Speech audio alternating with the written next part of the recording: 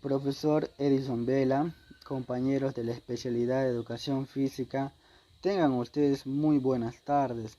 En estos momentos voy a hacer una pequeña exposición sobre el tema el discurso escrito.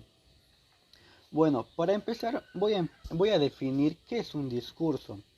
El discurso es un argumento literario considerado como una herramienta de proceso de socialización, permitiendo de forma oral o escrita aclarar, entender, convencer, impresionar o conmover sentimientos al receptor generando en una determinada acción. Bueno, continuando, ¿qué es el discurso escrito?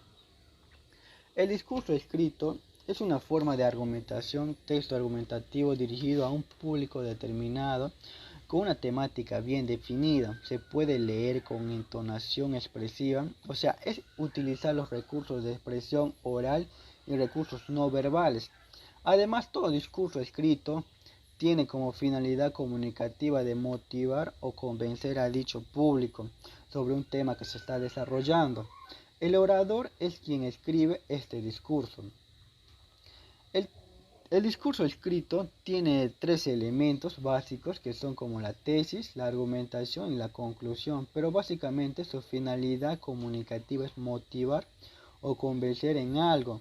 Usualmente los discursos están relacionados con la motivación. Por ejemplo, cuando se termina una vida escolar, pues ahí se lee un discurso de cierre de promoción. Ahí se, entonces este discurso es motivador porque le está dando impulso a seguir sus sueños. Eso es básicamente el discurso, ya que tiene la finalidad de convencer al público. Bueno, continuando con las características del discurso escrito, por punto número uno, tiene como carácter persuasivo y motivador.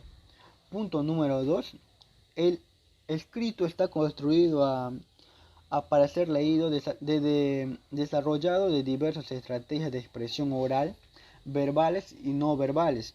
Cuando me refiero a verbales, está relacionado a la entonación, la forma como se lee, y a los no verbales me refiero a los gestos que se hace el orador al leer este discurso.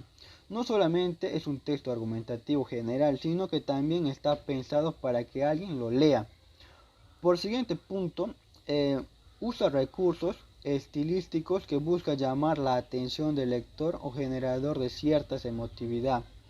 La emoción es un discurso, es muy importante y es central dentro de este tipo de texto. Hay énfasis en las ideas, frases célebres y entre otros. Siguiente punto, intenta generar una reflexión sobre algún aspecto de la realidad.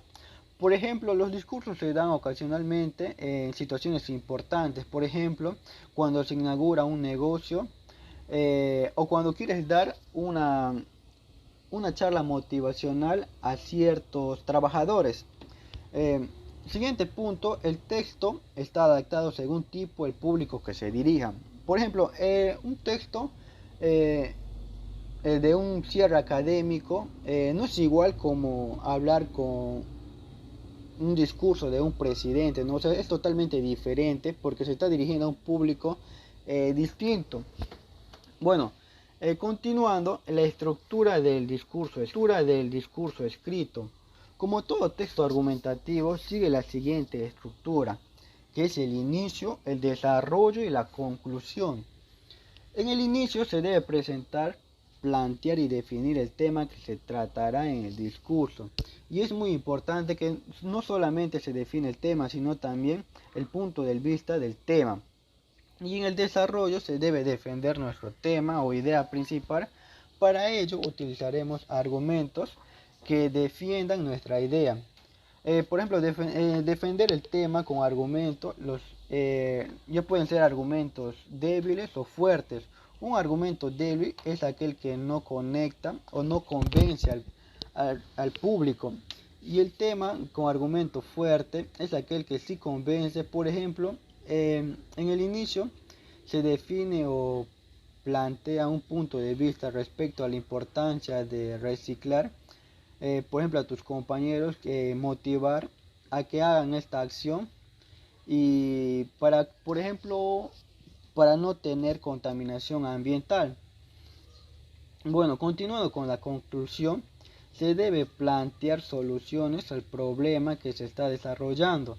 También se puede hacer un resumen de todo el texto y termina con una frase motivadora. Bueno, esto sería todo por mi parte sobre el tema. Gracias.